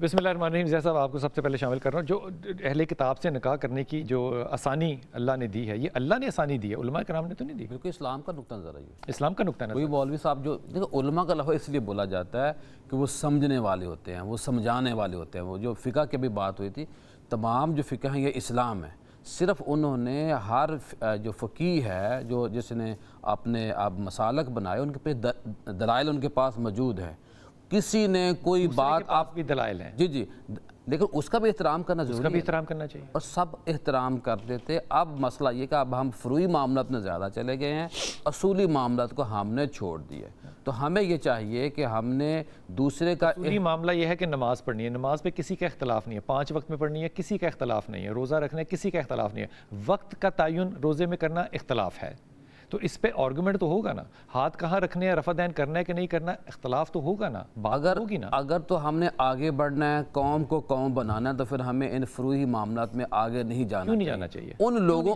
نے, ایک سیکنڈ, ہمیں فکر ان لوگوں کی کرنی چاہیے جو نماز نہیں پڑھتے. وہ اپنی جگہ تبلیغی جماعت والے ہمارے یہاں مسئلہ یہ ہے کہ جو نماز پڑھتا ہے اس کو بیچارے کو قابو کر لیتے ہیں, ہاتھ ایسے باندھنے ہیں, ہاتھ ایسے کھولنے ہیں, یہ کرنا. وہ فکر ہمیں ان کی کرنی چاہیے جو مسجد میں نہیں آ رہے, جو اللہ کے گھر میں نہیں آ رہے, ہمیں ان کی فکر پڑ. جب تک وہ سارے نہ آ جائیں اسلام میں کوئی آرگومنٹ نہیں. بات تو ہم نے کری لیکن ان پہ سختی نہیں کرنی. آئیں گے یہ آرگومنٹ جو ہے نا, یہ جو فرما رہے مجتہد نہیں ہو سکتے, یہ بات بالکل آپ کی درست ہے. یہ آرگومنٹ پاکستان میں ایک بڑے زمانے تک ہوتا رہا, بڑے سرکاری لیول تک, کہ جب تک آپ پرائمری ایجوکیشن سب کو نہیں دیتے تھے, پی ایچ ڈی بند کر دیں, تو پی ایچ ڈیز بند کر دیتے پاکستان میں, اور پی ایچ ڈیز بھی چلتی رہیں گی, پرائمری ایجوکیشن چلتی رہے گی, مڈل چلتی رہے گی, وہ سارے لوگ برابر چلیں گے. پی ایچ ڈی والوں کا بھی پتہ ہے کہ وہ کس سے اپنے تھیسس لکھواتے ہیں, ہمیں ان کا بھی پتہ ہے. وہ تو انٹرنیٹ پہ سروسز اویلیبل ہے نا. پنجابی میں کہتے ہیں کہ تاندنی تانی بگڑی ہوئی ہے, مسائل بہت زیادہ ہیں. تو ہمیں آج کے موضوع کی طرف آنا چاہیے. عدالت کے اندر جو طلاقیں ہو رہی ہیں وہ جائز نہیں ہے. نہیں, یہ بھی جو قاضی ہوتا ہے اس کو چاہیے کہ شوہر کو گرفتار کرائے. ریورس کر لیں, اس بات کو ریورس کر لیں. عدالتوں میں جو نکاح ہو رہے ہیں, جو کورٹ میرجز ہو رہے ہیں, اس کو نکاح مانتے ہیں؟ جی بالکل, نکاح تو ہے نا, وہ ہے بدقسمتی, لیکن نکاح تو ہو جاتا ہے. نکاح ہو جاتا ہے, لیکن ایسا نہیں ہونا چاہیے. ولی کو, خاندان کو شامل ہونا چاہیے. لیکن خلا بھی ہو جاتا ہے. جی ظاہر ہو جاتا ہے, لیکن ہمیں اس جو طلاق نہیں دے رہا اپنی بیوی کو, اس کو اریسٹ کرنا چاہیے. قاضی کے پاس اختیار ہے, اس کے پاس پاور ہے, نہ کہ وہ خود بیٹھ کے یہ فیصلہ دے دے کہ یہ طلاق واقع ہو گئی ہے. طلاق کا جو حق ہے وہ خاوند کے پاس ہے, لیکن جب اسٹیٹ ایکٹیو نہیں ہوگی, قاضی کو بہت آخر پہ جا کے, اینڈ پہ جا کے حق حاصل ہے. شروع میں اس نے پولیس کو ایکٹیو کرنا ہے, اس نے اداروں کو ایکٹیو کرنا ہے کہ اس بندے کو سامنے لے کے آؤ. نقشبندی صاحب کچھ کہنا چاہ رہے ہیں, وہ کہہ لیں, وہ دور بڑے بیٹھے ہیں. جی نقشبندی صاحب آپ کچھ کہہ لیجیے. آپ میرے دل کی ٹائم تھوڑا ہے. بالکل جی حضور, میں بڑے ادب سے بلال بھی کہنا چاہ رہا ہوں کہ دیکھو, ہم مقلد ہیں, ہم مجتہد نہیں ہیں. اگر یہاں پہ ہر بندہ مجتہد بن جائے, وہ مسائل نکالنا شروع کر دے, وہ بیان وہ کرنا شروع کر دے, تو پھر تو میرا خیال ہے کہ اسلام کا حلیہ دین کا بگڑ جائے گا. تو جو علماء ہیں جن کا یہ کام ہے وہ ہمیں دین سکھاتے ہیں. آپ کو یاد نہیں ہے کہ ایک وفاقی وزیر سے پوچھا گیا کہ سورہ فاتحہ سناؤ, اس کو سورہ فاتحہ نہیں آ رہی تھی. اس سے پوچھا گیا سورہ اخلاص پڑھو, تو وہ 3 دفعہ جناب اس نے پڑھی, 3 دفعہ غلط پڑھ بیٹھا. تو میرا خیال یہ ہے کہ وہ جو آپ کے مسائل ہیں وہ علماء ہی حل کرتے ہیں. ہمیں علماء سے رجوع بھی کرنا چاہیے, علماء کا ادب بھی کرنا چاہیے, علماء سے محبت بھی کرنی چاہیے. آپ کو یہ کیوں شک ہے کہ ایسا نہیں ہے؟ آپ کو ایسا کیوں لگتا ہے کہ ایسا نہیں ہے؟ کو جوڑنے کے لیے آئے ہیں. آپ کو ایسا کیوں لگتا ہے کہ ایسا نہیں ہے؟ آپ کو ایسا کیوں لگتا ہے کہ ایسا نہیں ہے؟ آپ کو کہیں رسپیکٹ میں کوئی کمی لگتی ہے؟ ایسا ہے ہمارے معاشرے کے اندر, بہت ہے, علماء کی بہت عزت ہے, سر آنکھوں کا تاج سمجھتے ہیں سر. نہیں بلال بھائی, بات یہ ہے کہ آپ تو ماشاءاللہ مذہبی پروگرام کرتے ہیں, مدارات پہ جاتے ہیں, آپ کا ایک بہت بڑا رول ہے. امام اعظم ابو حنیفہ کے مدار تک آپ پہنچے ہیں, وہ ہر جگہ سے آپ پروگرام کرتے ہیں. دیکھیں علماء جو آپ جب یہ چیزیں دیکھتے ہیں کہ ہمیں دین سیکھنا ہے, دین نے دیا ہے یا علماء نے دیا ہے, ہمیں جو باتیں دین کی سمجھائی ہیں وہ علماء کرام نے سمجھائی ہیں. حضرت مولا علی کرم اللہ وجہ الکریم. اچھا مجھے ایک جملہ بتائیے, مجھے علامہ صاحب, میں اس پہ بحث نہیں کرتا, مجھے جملہ بتائیے. مجھے خدا تعالیٰ کہتا ہے کہ آپ نے نماز پڑھنی ہے, اور مجھے اللہ تعالیٰ قرآن میں 700 دفعہ کہہ رہا ہے کہ نماز پڑھنی. کیا میں یہ جملہ کہہ سکتا ہوں کہ مجھے علماء نے بتایا کہ نماز پڑھنی ہے؟ جی, من یطع الرسول فقد اطاع اللہ. میرا خدا کہتا ہے کہ تم میرے رسول کی اطاعت کرو. جو رسول کی اطاعت ہے وہ اللہ کی اطاعت ہے. تو رسول کی اطاعت, تو حضور فرماتے ہیں کہ تم مجھ سے ایک ہی حدیث اگر لے لو, آگے جا کے میری امت کو بیان کرو. سر میں تو علماء کرام کی بات کر رہا ہوں, آپ رسالت مآب پہ چلے گئے. تو میں سمجھتا ہوں, نہیں میں وہی بات عرض کر رہا ہوں کہ اللہ نے حکم دیا ہے نا کہ نماز پڑھو, ورکعوا مع الراکعین, رکوع کرو رکوع کرنے والوں کے ساتھ. تو رکوع کا طریقہ کس نے بتایا؟ ہمیں رسول نے بتایا. ہمیں اس طریق پہ بھی چلنا چاہیے, ہمیں طریقے کو بھی دیکھنا چاہیے. اللہ تو ہمارے سامنے نظر نہیں آتا, وہ تو دکھنے دکھانے سے پاک ہے, وہ حی و قیوم ہے, وہ نحن اقرب الیہ من حبل الورید ہے, وہ خدا ہے ہمارا, وہ تو صرف حکم دیتا ہے. اب احکام کی جو پابندی ہے, طریقہ ہے, وہ ہمیں رسول بتاتے ہیں، جو انبیاء کرام آئے، جو رسول آئے، جو نبی آئے، آگے سمجھ آگی بات سر، آپ کی بات پہنچ گئی، جو اہل بیت نقشبندی صاحب پہنچ گئی، نقشبندی صاحب پہنچ گئی آپ کی بات حضرت. مہربانی. ناظرین کو مخاطب کرنا چاہتا ہوں، آپ کو نہیں. جی جی بسم اللہ. آج کا موضوع تھا کہ اسلام میں نکاح کی کیا حیثیت، کیا مسائل ہیں، لیکن ہم ان مسائل کی طرف لے کے چل پڑے کہ جو میرے خیال میں ختم ہو چکے تھے. از سے نو ہم انہیں اس کو موضوع بحث بنایا. سب سے پہلے میرے نوجوانوں سے گزارش ہے کہ شریعت نے اگر انسان حرام میں مبتلا ہونے کا اسے ڈر ہو تو شادی کرنا واجب ہے، اور جب وجوب ہے تو اس وجوب کو ادا کرنے کے لیے بزرگوں کا مشورہ لینا بہت ضروری ہے. اگر اس کائنات میں رسول اکرم صلی اللہ علیہ وآلہ وسلم سے بڑھ کر کوئی ہے تو اس کا نام پیش کیجئے. اور پھر جناب رسول خدا صلی اللہ علیہ وسلم جب جناب ام المومنین خدیجہ الکبریٰ سلام اللہ سے شادی کرنا چاہتے ہیں تو اپنے چچاؤں سے مشورہ لیتے ہیں، اپنے بزرگوں سے مشورہ لیتے ہیں. حضرت علی علیہ السلام جناب زہرا سلام اللہ کی شہادت کے بعد اگر جناب ام البنین سے شادی کرنا چاہتے ہیں تو اپنے بڑے بھائی عقیل کو مشورہ لیتے ہیں. دوسری چیز یہ ہے کہ ہمارے ہاں جو رشتہ داریاں چل رہی ہیں، ہم ایک دوسرے کو نیچا دکھانے کی کوشش کرتے ہیں. جہاں رشتہ داریاں ہوتی ہیں وہاں کف ہوتا ہے، تعلیمی، علمی، فکری. اور اگر نہیں ہے تو پھر آئیے رسول خدا اور جناب خدیجہ سلام اللہ کی سیرت کی طرف، جناب عبداللہ اور جناب عبد المطلب علیہ السلام کی سیرت کی طرف. جب جناب عبد المطلب علیہ السلام کا رشتہ طے ہوا جناب آمنہ کے ساتھ تو جناب عبداللہ علیہ السلام کا، تو جناب عبد المطلب علیہ السلام نے راتوں رات اتنا مال پہنچا دیا جناب وہب کے گھر کہ صبح جب بات یہ اوپن ہوگی تو دنیا کو پتہ چلے کہ اسٹیٹس برابر ہے. جی جناب خدیجہ سلام اللہ کا جب رشتہ طے ہوتا ہے تو اپنے غلاموں کے ذریعے اتنا مال پہنچا دیتی ہیں جناب ابو طالب علیہ السلام کے پاس کہ میرے نوکر آئیں گے، میرے چاکر آئیں گے، ان کو یہ گفٹ دینا، یہ دینا، یہ دینا، تاکہ کوئی یہ نہ کہے کہ برابر نہیں ہے. تو ایک تو یہ ہے کہ جو کف کی تاکید کی گئی ہے اس میں علمی، خاندانی، معاشرتی چیزوں کو بھی سامنے رکھنا چاہیے. دوسری چیز یہ ہے کہ شادی کرنے میں تاخیر نہیں کرنا چاہیے، اور یہ شرط شروط جو ہے وہ نہیں ہے. اس لیے کہ رسول خدا صلی اللہ علیہ وسلم نے فرمایا کہ میرے نزدیک وہ لڑکی بہت خوش نصیب ہے اور انتخاب کرتے وقت دیکھو کہ اچھا خاندان ہو اور اس خاندان کی عورتیں بچے پیدا کرنے والی ہوں. اور پھر یہ فرمایا کہ حق مہر جس کا کم ہوگا وہ بہت خوش نصیب بیٹی ہوگی، اور اگر مطلقاً معاف کر دے. فرمایا آج کل کے حالات کہ بچوں کی شادیوں میں جلدی کیجئے جو سن بلوغ، کیونکہ رسول خدا نے فرمایا کہ تمہاری بیٹیاں پہلا غسل حیض جو وہ جا کر اپنے سسرال میں کرے. جی تو لہٰذا ان برائیوں اور بھائیوں کا راستہ روکنے. اور اس وقت ہماری یونیورسٹیاں تباہی یعنی یہ تصویر پیش کر رہی ہیں. میرے پاس ایک خط آتا ہے اسلامی نجاتی کونسل میں، ایک بچی خط لکھتی ہے، وہ ٹائٹل کیا ہوتا ہے، یونیورسٹیاں یا چکلے. اب یہ آپ اسی لفظ سے سوچ لیجئے کہ وہاں کیا ہو رہا ہے. اس کی ذمہ دار کون ہے؟ استاد، معاشرہ، سوسائٹی، حکومت، ہم سارے سے مسئلہ ہے. تو لہٰذا والدین کو بھی چاہیے کہ شادیاں جو ہے وہ جلدی کریں اور شادیوں کے لیے جلدی کریں. یہ شرط شروط معاملات سے جان چھڑائے. یہ واحد شاید عمل ہے جس کے بارے میں اللہ نے ضمانت دی ہے کہ اگر تم فقراء ہوگے، فقیر ہوگے تو اللہ تمہیں غنی کر دے گا. جی تو لہٰذا باقی معاملات کھولیے، گھر بنا لوں، فلاں کر لوں، نہ کر لوں. بچی والے ہوگے تو سب سے پہلے اس کے شادی کرو تاکہ آپ گناہ سے بچ سکیں اور وہ بھی فعل حرام سے بچ سکے. تو ان چیزوں میں توجہ دینے کی ضرورت ہے. آپ کا پیغام پہنچا اور انشاءاللہ تعالیٰ بہت لوگوں تک پہنچا گا. حضور اقدس صاحب کچھ کہنا چاہ رہے ہیں ورنہ میں بات کروں آپ سے؟ جی دیکھیں، میں پہلے تو یہ کہنا چاہتا ہوں کہ جو نکاح ہے، نکاح کی قسمیں بیان ہو رہی ہیں تو میں مختصر صرف 3 قسمیں بیان کر دیتا ہوں. ایک نکاح کی وہ قسم ہے کہ جس میں نکاح واجب ہو جاتا ہے کہ جب انسان سمجھے کہ میں برائی کی طرف جاؤں گا، بے حیائی کی طرف، تو نکاح اس وقت. لیکن اس میں بھی یہ ہے کہ انسان جسمانی اعتبار سے بھی اور انسان جو ہے وہ مالی اعتبار سے بھی ٹھیک ہونا پھر واجب ہوتا ہے.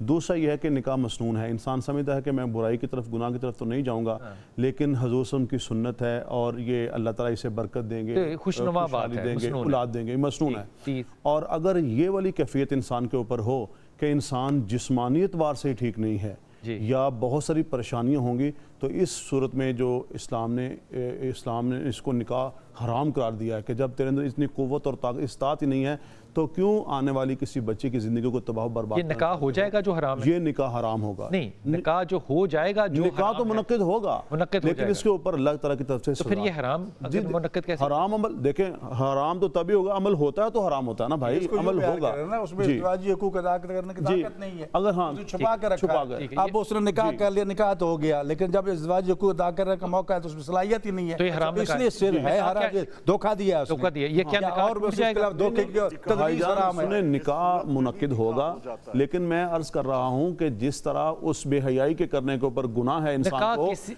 اس طرح اس نکاح کے نکاح کرنے کے اوپر کسی بھی صورت گناہ میں ہے۔ نقشبندی صاحب جی۔ فرما رہے تھے کہ نکاح اس صورت میں فرض ہے، کیا نکاح کسی وقت فرض ہو سکتا ہے؟ یہاں ایک بات اور کہتے ہیں، وجوب اور فرض ایک برابر ہے نا، یہاں ایک فرض- بات ضرور کہتے جائیے، جہاں یہ دھوکہ ہوا ہے، جہاں اس نے شادی کر لی اور ازدواج حقوق ادا کرنے کے قابل نہیں ہے، تو عورت کو حق کے فسخ دیا ہاں، گیا، فسخ دیا نکاح گیا ہے۔ مطلب فسخ کر سکتی ہے، وہاں فرض کا طلاق مطلب ایز ناٹ ڈن۔ ہاں وہ چیزیں وہ جائے عدالت میں پیش ہو۔ عورت کو بھی کچھ عیوب ایسے ہیں، مرد کے بھی کچھ ایسے عیوب ہیں جو چھپائے گئے لیکن بعد میں ظاہر ہوئے، جس کو ظاہر ہوئے دونوں کو اختیار دیا گیا ہے کہ بغیر طلاق کے نکاح کو فسخ کر دیں۔ غیر موجودگی میں نہ آدمی ہے نہ عورت ہے، نکاح ہو سکتا ہے؟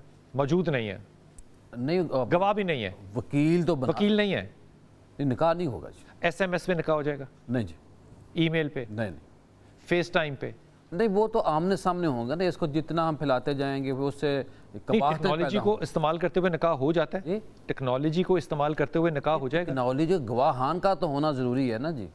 اچھا، گواہ کے بغیر نکاح اب نہیں؟ موبائل کو میں نے گواہ نہیں بنانا، میں نے ای میل کو گواہ، اب آٹو سسٹم اب آ رہے ہیں، اپلیکیشن ایسے ایسے آ رہی ہیں، اب بات آگے بڑھی، گوگل کا جو ہیڈ ہے اس نے ریزائن دے دیا کہ ایسی ٹیکنالوجی آ رہی ہے، خود کار سسٹم ہوگا، تو اپلیکیشن آ جائیں گی نکاح والی، وہ خود ہی یس کر دیا کہ خود ہی طلاق دے دیا کرے گا۔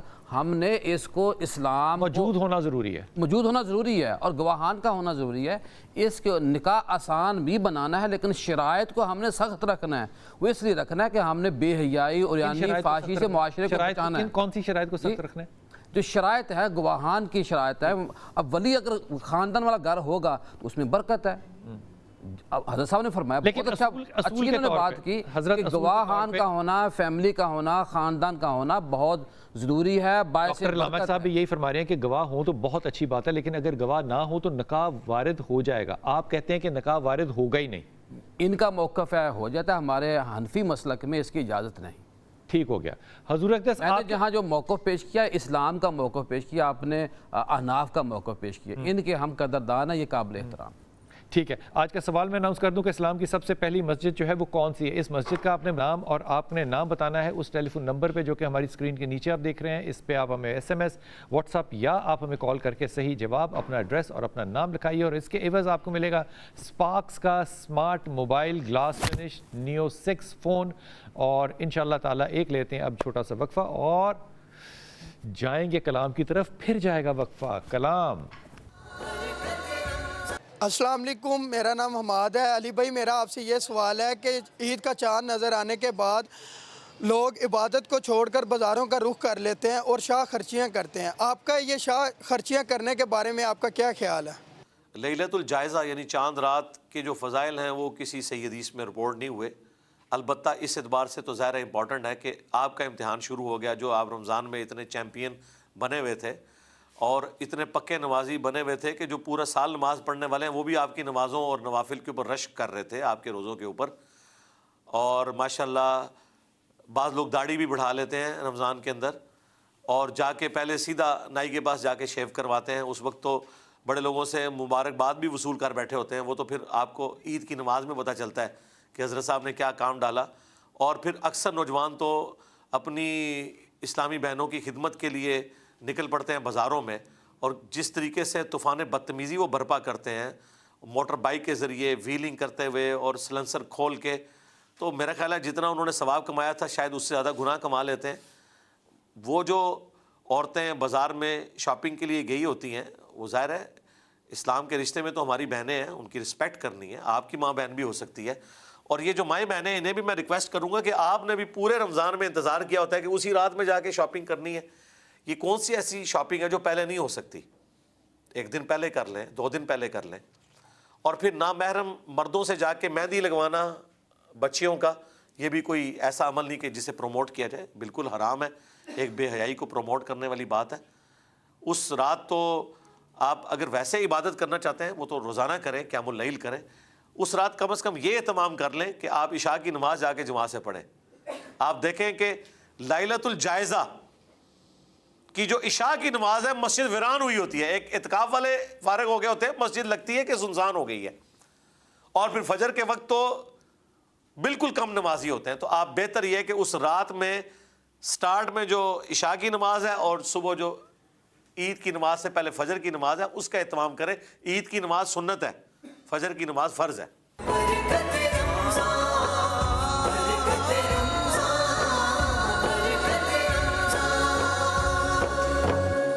ماشاءاللہ جناب. آج کا سوال جو ہے وہ آپ کو ہدیہ کرتا چلا جاؤں جناب. اسپارکس کے smart mobile phone glass finish new 6 کے لیے کہ اسلام کی سب سے پہلی مسجد کون سی ہے, اس کا نام بتائیے. اس مسجد کے اندر رسول پاک صلی اللہ علیہ وسلم نے خود بھی حصہ لیا اس کی تعمیر کے اندر, اور یہ بڑی مشہور مسجد ہے. پہلی بات تو یہ, اس کا جواب آپ ہمیں ٹیلی فون نمبر پہ دے سکتے ہیں, اور ہمارے ٹیلی فون نمبر آپ کی اسکرین کے نیچے لکھیں ہیں. SMS, واٹس ایپ, یا آپ ہمیں فون کر کے صحیح نام, اس کا جواب اپنا, اور اپنا نام, اپنا جواب اور اپنا ایڈریس لکھائیے, تاکہ اگر قرآن اندازی میں آپ کا نام نکلتا ہے تو اسپارکس کا یہ موبائل فون آپ کو دیا جا سکے.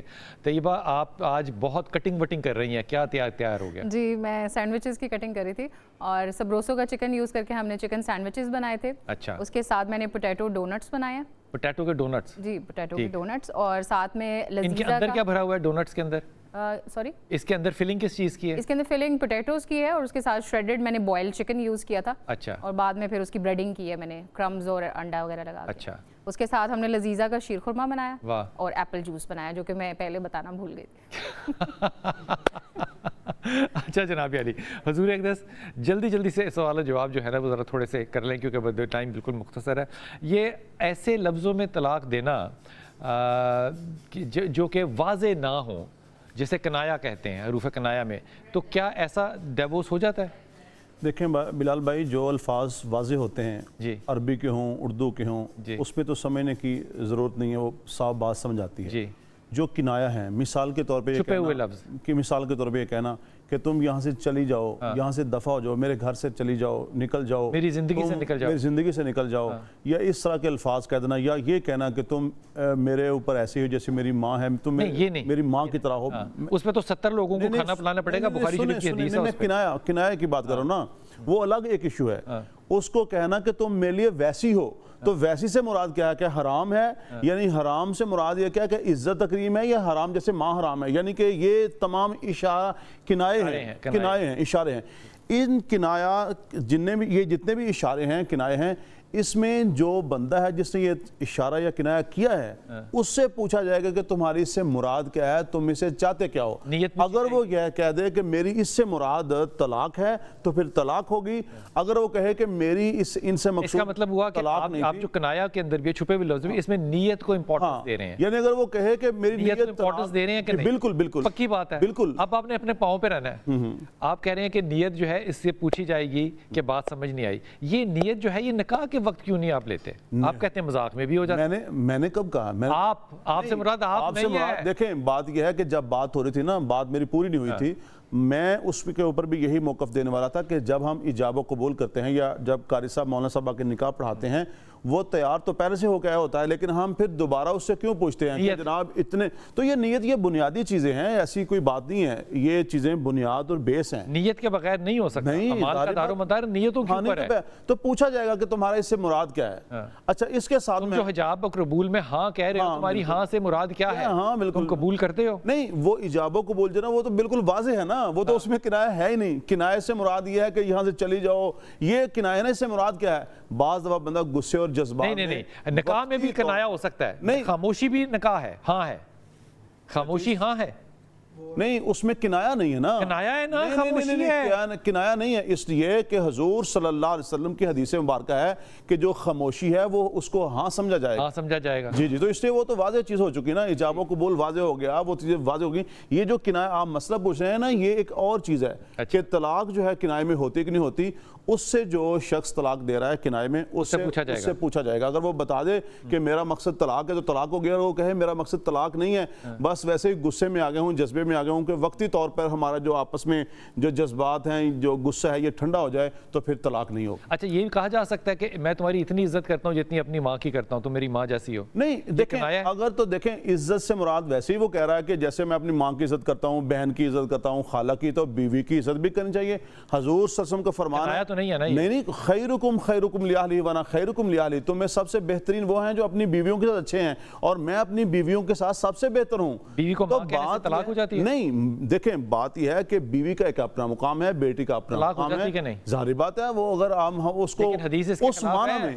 اس معنی میں، لیکن اس نے آ کے رو کے کہا تھا کہ میں بوڑھی ہو چکی ہوں، میرے بچے جو ہیں وہ کہاں جائیں گے؟ اگر اللہ کے ماں رسول نے کی کہا کہ حرمت سے مراد 70 لوگوں کو روٹی کھلاؤ۔ اگر ماں کی حرمت سے مراد وہ والی حرمت ہے تو پھر مسئلہ اور ہے۔ ٹھیک ہو گیا جناب۔ اب آپ کو دیتا ہوں انتہائی خوبصورت خبر، جو ایک شخص ہیں جن کا کہ کچھ عرصہ پہلے کراچی میں آپ نے ایک پریس کانفرنس دیکھی تھی، انہوں نے کہا تھا کہ میں کامیاب ہو گئے تھے وہ سندھ کی اسمبلی کے اندر، لیکن انہوں نے اصولی طور پہ کہہ دیا کہ میں اس سیٹ کو چھوڑ رہا ہوں کیونکہ میں اس کو حق نہیں سمجھتا۔ یہ ہے جناب حافظ نعیم صاحب، اور حافظ نعیم صاحب جو ہیں یہ انجینئر ہیں بیسیکلی، اور این ای ڈی سے انہوں نے انجینئرنگ کی ہے۔ بنیادی طور پہ اسلامک جمعیت طلبہ جو ہے ان کے ناظم رہ چکے ہیں، ایک سے زیادہ دفعہ ناظم اعلیٰ رہ چکے ہیں، اور ان کا جو مقابلہ تھا وہ سراج الحق صاحب کے ساتھ تھا۔ سراج الحق صاحب کی بہت زیادہ عزت ہے، اس پہ کوئی دو رائے نہیں ہے، لیکن حافظ نعیم صاحب نے جو کراچی کے اندر لوکل پولیٹکس میں جو ایک نئی کیا کہنا چاہیے قدر ڈالی ہے، ایک نئی ویلیو ڈالی ہے ایمانداری کی، کہ میرا جو حق نہیں ہے میں جیتا بھی ہوں تو یہ میرا حق نہیں ہے، میرے خیال میں اس کا اجر جو ہے نا یہ ان کو آج ملا ہے کہ آج ان کو سراج الحق صاحب کی جگہ جماعت اسلامی کا جو قائد ہے وہ تسلیم کر لیا گیا ہے۔ یہ بہت بڑی خبر ہے۔ ہماری امید یہ ہوگی اور ہماری یہ درخواست بھی ہوگی اور ہماری یہ دعا بھی ہوگی کہ اللہ تعالیٰ مودودی صاحب کی طرح اور قاضی حسین احمد صاحب کی طرح کی ان کو قائد بننے کا موقع دے۔ یہ موقع تو ہوگا ان کے پاس انشاءاللہ تعالیٰ، لیکن وہ اپنی صلاحیتیں کس طرح کرتے ہیں، یوتھ ان کی طرف یقیناً دیکھ رہی ہے، لیکن ان کی بہت بڑی جو لوکل پولیٹکس میں کامیابی ہے کہ انہوں نے بہت ہی کامیاب قسم کے دھرنے جو ہیں وہ مہنگائی کے خلاف، وہ بجلی کے خلاف، بجلی کے ریٹس کے خلاف اصولی سیاست کو لے کر آئے، اور تمام دھرنے ورنے جو انہوں نے پروٹیسٹ کیے وہ انتہائی پیسفل تھے۔ یہ سیاست کے اندر ایسا رنگ جو ہے حافظ نعیم صاحب نے پیدا کیا جو کہ پہلے چھوڑ دیجئے، میں ایک مثال نہیں دیتا، لیکن ہمارے قائدین کے لیے جو سیاسی قائدین ہیں ان کے لیے بہت زیادہ میرے خیال میں سبق لینے کی بات ہے۔ جتنی بھی صلاحیت کی کمی ہے یا خلا موجود ہے قیادت کے اندر جماعت اسلامی میں، مجھے یقین ہے کہ حافظ صاحب کی جو تربیت ہے، جو ٹریننگ ہے، اور جو یہ کرنے کا ایگزامپلز پیش کر چکے ہیں، ان تمام کو مد نظر رکھتے ہوئے انشاءاللہ تعالیٰ آنے والے وقت میں جماعت اسلامی جو ہے وہ اپنا بہت ہی پازیٹیو رول جو ہے وہ ادا کرے گی۔ حافظ نعیم صاحب کو ہمارے طرف سے انتہائی مبارکباد، ہماری دعائیں کہ ان کو کامیابی دے، اور جو یہ کر رہے تھے اس کے اندر اللہ استقامت دے کہ وہ یہ کرتے بھی رہے۔ آمین ثم آمین۔ ایک چھوٹا سا وقفہ اور